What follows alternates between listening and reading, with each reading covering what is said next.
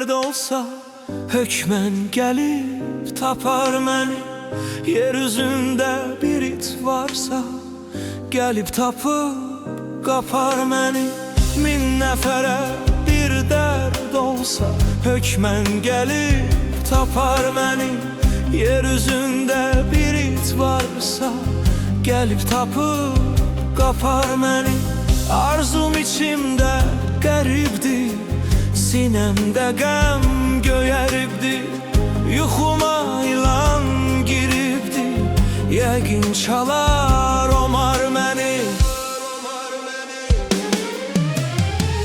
Bilinmir heç uzaq yaxın, çoxum yoxdur azab axım.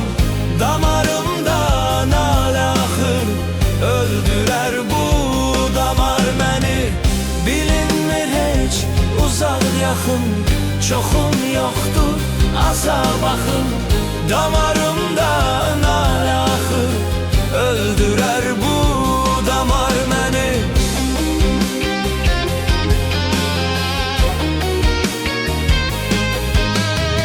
Sözdən sirdən usanmışam, fitnə girdən usanmışam. Tanrım yerdən usanmışam, öz yanına apar məni. Xəyallarım ələk fələk, yuxumda min fitnə kələk. Mənim tək qalıb tək, öz-özündən umar məni. Bilinmir heç uzaq yaxın, çoxum yoxdur azab axım. Damarımda nalə axır, öldürər bu damar məni. Bilinmir heç uzaq yaxın, çoxum yoxdur azab axım. Damarımda nalə axır, öldürər bu damar məni.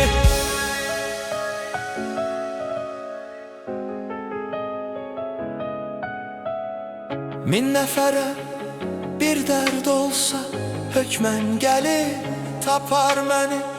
Yer üzündə bir it varsa, gəlib tapıb qapar məni. bilinmir heç uzaq yaxın, çoxum yoxdur azab axım. Damarımda nalə axır, Öldürər bu damar məni.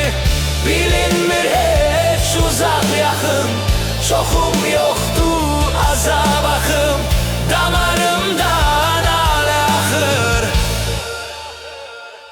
öldürər bu damar məni.